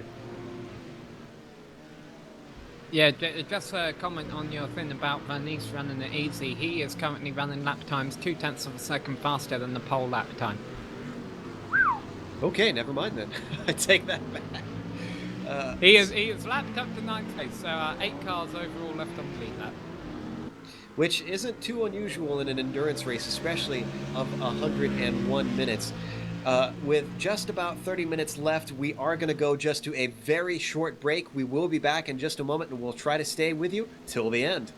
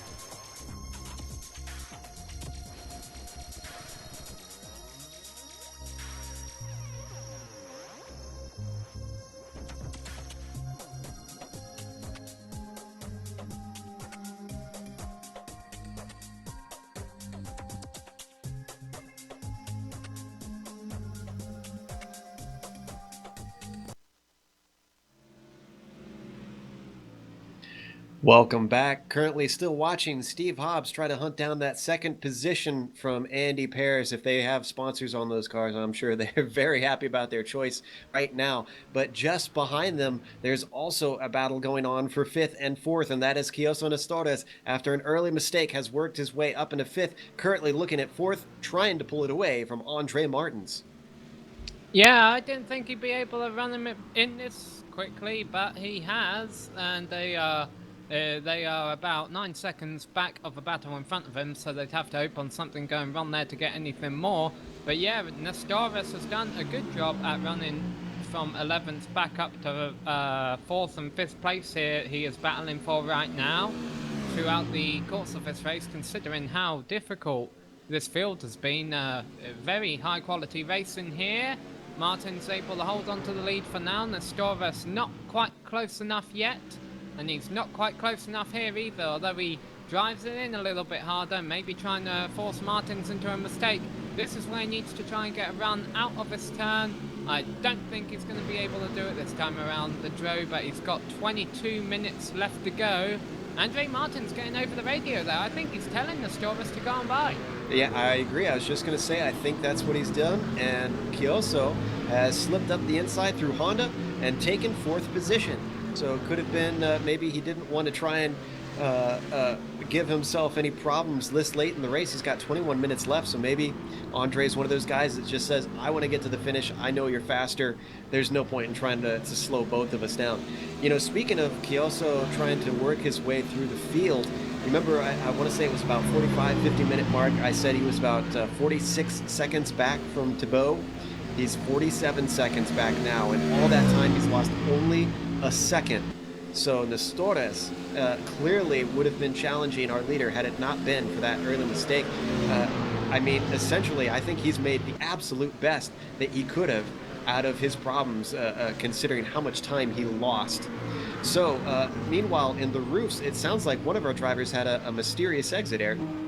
Yeah, Timo Verhoost, he just pulled into pits and exited his car, so he might have had some real-life problems and had to exit the race. So a little disappointing for him. He was sitting in 3rd place, but that now promotes Konrad Garbowski into 3rd place. Talking about disappointing, I'm going to imagine Steve Hobbs isn't too happy with Manuel Sanchez there. Manuel Sanchez got his way basically through Siberia, and that has really opened up that gap for second. There is now pretty much 2 seconds between Andy Pears and Steve Hobbs. As we continue to watch Pears and Hobbs, we saw briefly Eagle Sandfeld on the course working his way around. He is still the leader in our roof class, and by quite a handy gap. And he is 16th overall at the moment, actually, with about 15 of our BMWs left on the course with these 20 minutes left on the clock. So now we are really getting into the last few moments of this race. Quite a few cars who have fallen victim to the challenges of not only racing this course, Ayrton, but racing each other. Yeah, and just to note in the roof class that Edgel Sandfeld has lapped every roof driver except for Jasper Groneweg in second place. So that just shows that just shows his speed and dominance of the race. I want to give a shout out to the BMW drivers today, Joe. Although Vernice has really showed them all up, leading right now by 40 seconds. I believe 17 BMWs started this race, and there's still 15 of them running. So the BMWs, I don't know if they're easier to drive or easier to set up, but they seem to have been quite durable during this race. Very much so, and I know from my experience driving the Roof Cup around here, it is a very tricky car to try and navigate. So it makes sense to me, especially with the traction control that they have on these BMW Z4s. Nick Thyssen and Amjad Yaman, sadly, are only two BMWs that have dropped out, and those two guys are both quite fast and handy drivers in these cars. So it makes me sad to see that those are the only two that have left this field before the checkered flag fell. Well, as we continue to watch, I believe this is David Sistello, who is currently sitting in 14th right now in the BMWs in that red, white, and black car. He is sitting behind Paulo M. Chagas, who is sitting in 13th, who's had quite a few interesting moments in this race, had some great battles, but has fallen down the order. And just ahead of him, who's gotten plenty of screen time, is Bill Kazantas, who follows Alvin Nieves, sitting in 11th. So those are some of our back markers that are continuing to work their way through as we continue on this 101 minutes around Phillip Island. Yeah, in the last couple of laps for Nestoras, he has actually lost a few tenths on the battle in front of him, which was broken up now that Hobbs got held up by one of the roof cars. So Perez looks like he's pretty much got second solidified, Hobbs in third, Nestoras fourth, and Martins in fifth. But as we've seen today, just when we thought everything's calmed down, there'll be something come up and throw us a curveball. But right now, I guess these drivers are going to catch their breath with 17 minutes left because it has calmed down a bit, although we do have a battle for ninth forming up in BMWs with Sam Taylor in front of Nilton Cavallo. Yes, and you can see Sam in that pink and white car, Cavallo in the green and white, just following behind him as they come up to turn one. And, he closes in quite a bit, but decides to back out of it as they get into the turn-in zone of this fast right-hander. Now heading into the southern loop. Let's see if he can close in through here. Nothing doing at that moment. So it looks like his next chance could possibly be into Honda, but not a good enough exit for Nilton. He's going to have to work his way another lap around before he gets another chance without a mistake from Sam. Well, I think if nothing else, all of us have learned how to drive Phillip Island today. You challenge in turn 1, turn 2, or you try and get a good exit of turn 2 into 4. And once you get by that, you just kind of wait a lap around until you get to try again. And, yeah, this is really the best battle on track in BMWs right now, although we do have a battle for 11th between Alvin Nieves and Bill Kazantes, who is the driver we've been talking about having the eventful race today. And these drivers are about equally paced, so we'll wait to see how this shapes up. Yeah, I wonder if Kazantes is struggling with any damage. I know he had some run-ins, but that was before his pit stop. I'm not sure if he's had any further trouble. He's very much better under brakes in a 10. But now we're looking at Konrad Gabrowski, who is coming up to turn 10 as well. He was being lapped by, I'm not sure who that was exactly. That was Steve Hobbs, actually, who was heading on by him, who has continued to lose time to Andy Pears, as you said, who's solidifying that 2-second gap ahead of him in second place.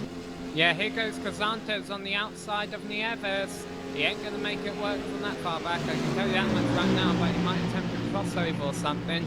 BMW is not one of the cars where you can take turn 1 flat out. In some cars you can. Once again, you know, is he able to get a good run out of turn 2? Nieves, it looked like the rear of his car got a little bit light there, but I think he's still got enough of a gap, but let's keep an eye on it because I'm not quite entirely sure about that. Kazantes gets a run, he's looking on the outside, I can't see it happening. He was trying his hardest, but Nieves closed off that inside line by going defensive and very tidily took the corner. So those guys doing a very good job of racing clean, which is a nice change from Bill. Poor guy has had enough run-ins today. I think he's maybe learned his lesson and is being a little bit more cautious in some spots. Yeah, and even though Martins may have let Nestorus... Whoa, big mistake going! I'm sorry, commentator's curse. Nieves and Gonzalez have made contact, and Bill is actually exited out. I think he was ran into his incident limit. That wouldn't surprise me, unfortunately. We've had some problems there with some more technical stuff, and now we're back on track. We're going to try and get image back. Nope, we have hopped away for just a little bit longer. We're going to get this sorted out, get you some images back. Now we're on Nestorus, who is sitting in 4th place overall in the BMW, so now we're back live. We apologize. Yeah, and I was about to mention Nestorus right before that incident happened. Martins may have let Nestorus by, but he has not let him run away. He is still within striking distance if he wants to make a move on him late on in the going here, Joe. Yeah, he's certainly been keeping it in there, and we need to stop talking about people doing well. Andre Martin's off track and working his way from around the southern loop, trying to get it back on the black stuff. Now he's onto the track.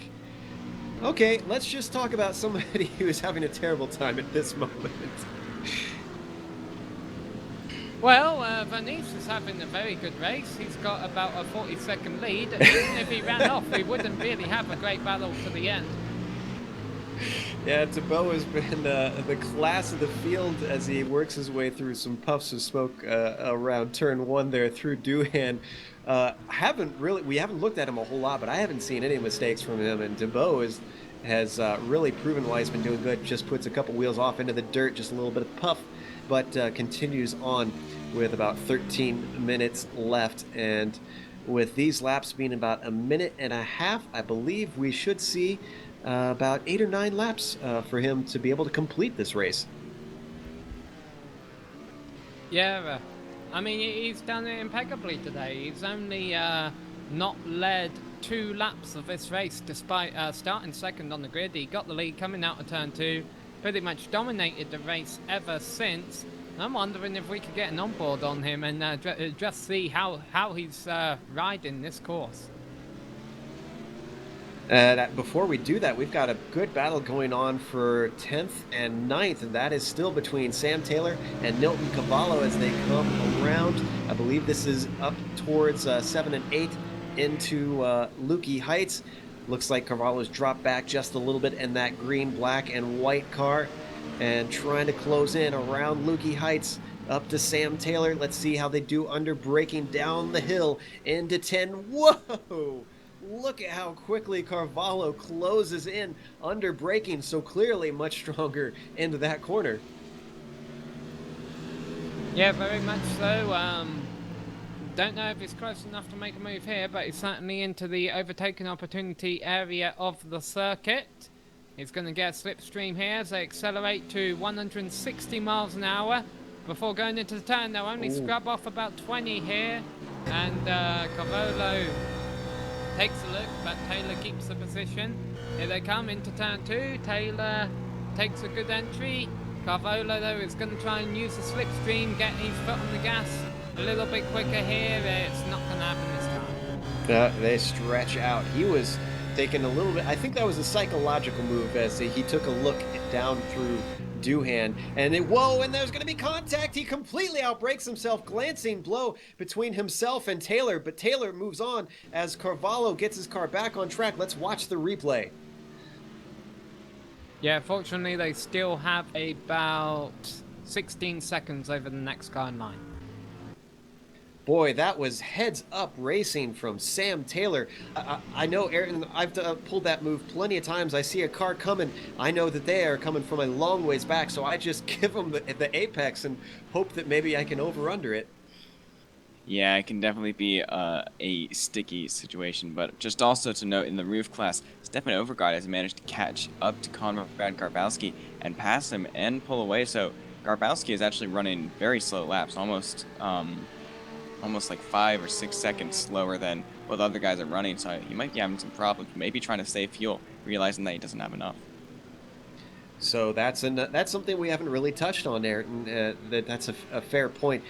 Even though the cars can make it to the end, there's seconds, there's tenths to be saved if they fuel it just right. So these guys may have gotten it wrong. It's a long time to try and predict exactly how much fuel you need to make it to the end, and it looks like maybe Grabowski called it just a little bit wrong. Well, Hey guys, there was a change. I'm sorry, there was a change for second a little bit ago. I'm not sure if that was our director was alluding us to, but Bears made a mistake last lap and lost second position to Steve Hobbs. He did indeed, and Nestorius is now all over the back of Andy Pears as they come down towards Honda Corner. So Pears might still be in a podium position as we watch the replay, but it is not for sure, as he's got a steaming Nestorius trying to close in and make something good out of his early mistake. Yeah, Andy Pears has the red trim and Nestorius has the yellow trim. That is how you'll be able to tell the difference, or just remember that Pears is in front right now. But yeah, if Nestorius can pull out a podium after everything that he's been through today, that will be something. After doing such a good job, it unfortunately has all gone pear-shaped for Andy late in the race. This is not the point that he really wanted this to happen with only 8 minutes to go. Meanwhile, Erton, there's some action in the roof class.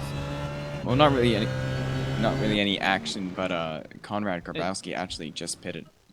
And we just saw Andy Pears spin, so into podium position goes Nestorius. Oh, after running almost flawlessly and having fantastic battles with Steve Hobbs, this is a disappointing finish for Andy Pears.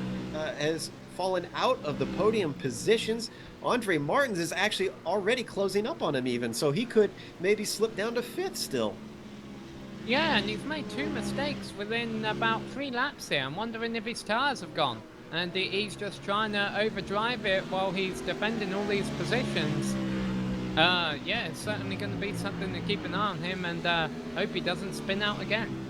Tires or driver fatigue, this goes to show that why endurance racing is a completely different task from just a flat-out run to see who is the fastest. It's not the fastest single lap, it's who's the fastest from the green flag to the checkered. And that checkered will fall in 7.5 minutes with a 45-second lead still over Venice, and Nestorius is only 48 seconds back of Venice, so he's only a few seconds back of Hobbs. Looking at the lap times, actually, Nestorius might be able to run Hobbs down for second before the end of this. Yeah, it's going to be close. He's definitely going to be wanting that. That'll be an impressive run for Nestorius if he can manage to get himself all the way into the spot just behind the leader, the car that started next to him on the front row to Beau Vernice. Nestorius, our pole sitter, has been absolutely fighting, kicking, and clawing his way through the field, and in all of this has only lost a few seconds other than his spin to our leader. So that is just an incredible run from Chioso. And as I say that, he has a mistake. I'm noticing a pattern here, Sam. Yeah, well, let's not forget, I'm going to go back on what I said before the race. From what I've seen today, Venice has been the most flawless driver and the fastest driver, and probably would have won the race anyway, even if Nestorius had been able to keep it on circuit. So if Nestorius could get second, really, I think he got the best he could have ever had today. Just behind them, we're watching the battle between Andre Martins and Andy Pears. Andy having slipped down from second a little bit earlier, now trying desperately to hold on to 4th with Martins breathing down his neck. And almost 5 minutes to go on the clock as they crest over Lukey Heights. You can see just how blind it is up through there, and now through the hairpin, on board with Andre Martins, seeing what it's like inside that BMW, looking to up his 5th position into 4th. Yeah, we'll see what the lap times are when they come across the line this time around. Last lap, Martins was about a whole second faster than Pears, and this lap, let's see, Pierce runs across the line at 126.7, 3/10 faster for Martins at 126.4. So yeah, this is certainly going to be a battle, in my opinion, before the end of this race. Boy, he's got to be licking his chops inside that car. And wow, look at him close up in two. They're going to stretch out, or is he going to get a good exit? No, he gets a very decent exit. It's not going to give him an opportunity, I think, down into Honda. But he is closed up decently as he takes it wide through Stoner, and they brake heavily for that hairpin of Honda corner. Now accelerating out up towards Siberia, climbing uphill, going by the beaches as they work their way around this tiny little island just south of Australia. And just a little bit of a wheel off, blinding Aldrey Martins just temporarily. Those windscreens, in fact, looking through the windscreen, Ayrton, it looks like he's got a fair bit of dirt and grit working his way across that viewport. Yeah, these guys have been running about 40-50 minutes on just those windscreens, and I don't even know, some of them might have not even cleared them during their pit stops. Definitely a lot of dirt on those windscreens. Yeah, there's maybe a few tenths to be saved if you don't have it cleared. I know that. So it all depends on if you think you can handle, all that blur and mess in your face for that long. Some guys can, some guys can't. All depends on your driving style. This time by, the gap between Pears and Martins is half a second as they come up to Doohan. Let's see if Martins can make anything happen. He was a lot stronger through turn 2 last time, Sam. Is he stronger this time? Well, we'll wait and see. I'm also keeping half an eye on the battle for ninth as reformed between Carvalho and Sam Taylor. This time it doesn't look like Martins is going to be able to make anything happen up here. So let's go back to this battle for ninth, because Taylor and Carvalho, let's remember about 20 minutes ago, Carvalho got right at the back of Taylor and actually right into the back of Taylor, but the positions stayed the way they were and about a 5-second gap was created in between them. Well, Carvalho's ran that down, and with about 2 or 3 laps left to go here, he wants that position. He's proven that he's got a little bit better pace than Taylor. The fact that he's closed that gap, especially as quickly as he did, I think it goes back to that old racing truism, Aaron. It's one thing to catch a car, it's another to pass it. And as we talked earlier about in this race, passing is very difficult, and Sam pointed out just a few passing zones, turn 1, turn 2, and I think turn 4 he mentioned as well, so very difficult to pass. Well, he's given it his best as they lap the car of Jasper Grinovig, who's currently sitting in second with no one to worry about in that roof class. Both of them able to easily navigate past that car and now working their way around the southern loop. This time Carvalho doesn't quite close in. Is he going to get a good exit coming down towards Honda? Nope, just a decent one. So nothing doing at the moment. This battle is still just kind of staying where it is. Let's jump back to Pears and Martins, who are coming through. Let's see, is this the southern loop as well? It looks like it is. Yeah, it is, and Martin's not close enough to make an attack. So let's go a couple positions up. Hobbs was a whole second slower than Nestorius last time around. Nestorius is 1.5 seconds back of Hobbs. I don't know how many laps we got. I think about 2 or 3. There could still be a change of second. Yep, currently working their way through 7th and 8th as Hobbs and Nestorius currently hold down 2nd and 3rd position overall, and in the BMWs working their way past Jasper Grinovig as well. So they are not far behind the battle we were talking about just before as they navigate through turn 10 now. With a minute and a half to go, where is Thibaut Vernice? He is going to get the white flag this time by, I believe, as he heads towards Siberia. Yeah, so that means that as these battles, as the battle for 9th crosses the line, as the battle for 2nd crosses the line, as the battle for 4th crosses the line, they are all going to have 2 laps left to go. And Carvalho seems to have closed up on the back of Taylor. In fact, it looks like they've got Stefan Oergaard, who goes completely off track to let them by. And this is going to be an opportunity for Carvalho. He closes on the back. He looks to the inside of Stoner. This is a very dangerous place. They're side by side. He's going to have the outside coming into 4. Is Sam going to be able to outbrake him, or does he outbrake himself? No, he keeps it nice and tight. He parks it on the apex, and Carvalho has no answer. And if we got a wide enough camera, you could probably see the battle for 2nd heating up in the background. Nestorius is certainly in striking distance, and remember, even though there's only 30 seconds of this race left, hang on, Where am I? Where are the leaders here? I believe they're still coming. Maybe they'll be coming to the white flag this time by. I'm not No, I quite sure believe where the leader is. there's 15 seconds left, and Tebow is heading through Stoner right now. So this should be the final lap. We should be on white flag.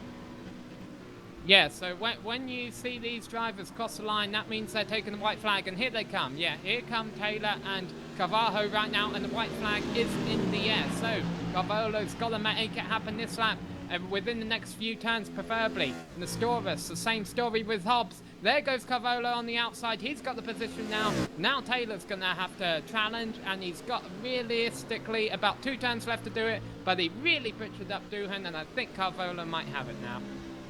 Well, as that battle has now been decided, it seems like Tebow Vernice is coming around turn 10. He's got 2 more corners to go, 6,060 seconds. But of them all, it's the final ones that count. Tebow Vernice led nearly every lap of this race, only relinquished it during the pit stops.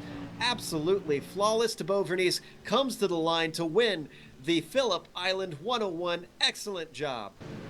Yeah, and the battle for second is on. There hasn't been a pass attempted yet, but Hobbs is right there. Nestoris is right there on the rear wing of Hobbs. The battle for ninth in front of them has broken up. I hope one of our commentators will keep an eye on the Piers-Martins battle, although it looks like that's broken up. So really, this is where it's at. About for second. Hobbs as he goes through this blind corner. Now the dip down into the tight right-hander. Down to 50 miles an hour. I think it's too little, too late for Nestoris. He's going to have to get a really good exit through this final turn if he wants second position. I don't think he's going to be able to do it, Dred.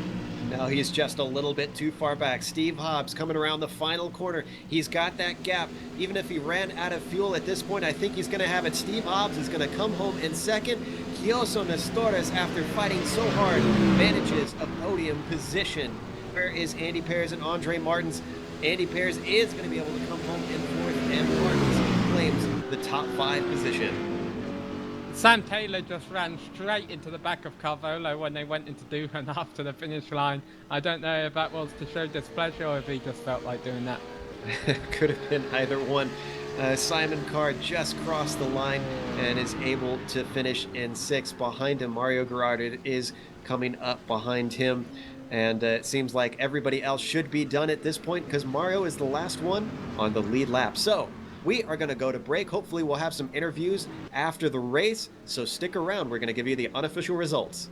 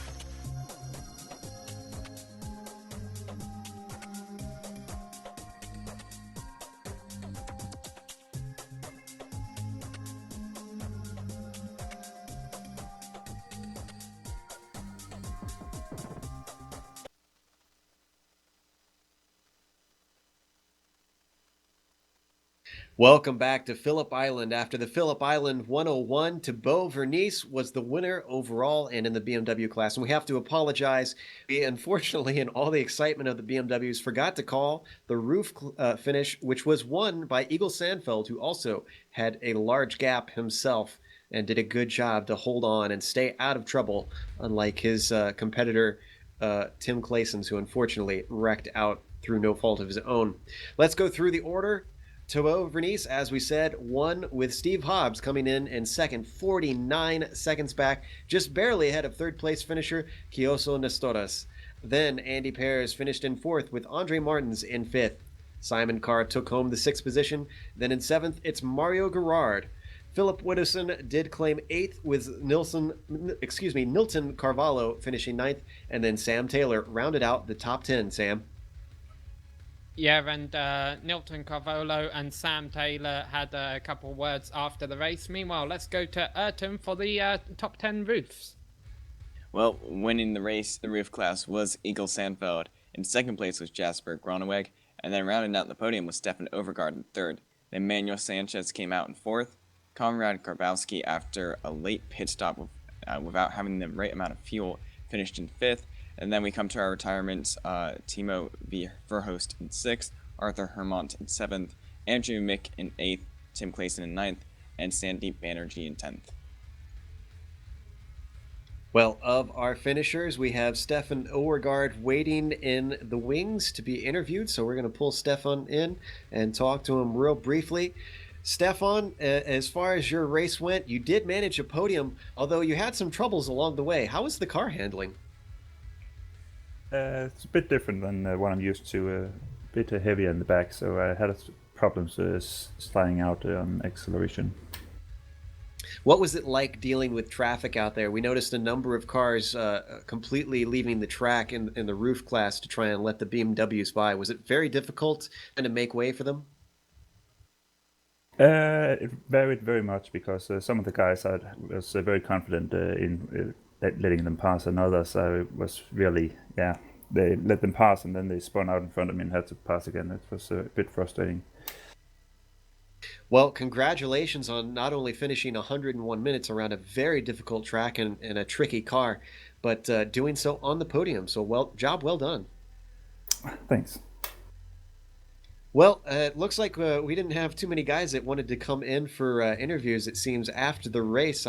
We see one potential one, but he hasn't indicated that he's up for an interview. So it looks like we are going to go to our finishing up with thank yous and whatnot. Obviously, thank you to Hayden Burns and Simon Carr, who helped organize this race. Thank you to the software and hardware that we use to make these broadcasts possible. iRacing.com, XSplit, Twitch TV, Audio Technica, and Aver Media.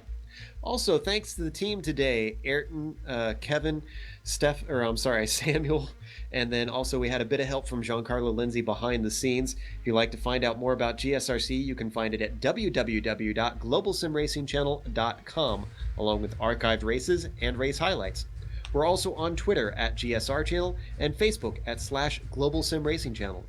Thanks goes out to Doug Beard, who creates all the camera sets for the Global Sim Racing Channel, and a special thank you to Eric Ekholm, whose music is not only found here on GSRC, but in TV commercials, movie trailers, iTunes, and Spotify. If you like our music, tell Eric where you heard it at ericekholm.com. Additional thanks to Casey Lalonde, who also provides us with the music for our broadcast. You can find more of his music at caseylalonde.bandcamp.com. Our next broadcast is going to be the Northwest Majors, and that is this evening. That's Indianapolis on Sunday, July 20th at 5:45 p.m. Pacific. Also, coming up on Friday, the iSuperspeedway Series goes to Talladega once again. That'll be July 25th at 10 p.m. Eastern. Of course, the Gathering of Tweakers comes back once again on week 13, and that is at Sonoma, Sunday, July 27th at 6:30 p.m. UTC. And then, of course, the Week 13 SRF race. That has become a tradition here at GSRC that we enjoy quite a bit. This time going to Suzuka on Sunday, July 27th as well at 21:30 UTC. And don't forget, the ASRS is going to Pocono Wednesday, July 30th at 9 p.m. Eastern. The trucks at the Tricky Triangle should be interesting. And of course, the Continental Endurance Sports Car Series comes back Saturday, August 9th at 10:30 p.m. UTC. That'll be at Mosport. That's always a very interesting race. But until next time, race clean, race hard, and I'll see you on the track.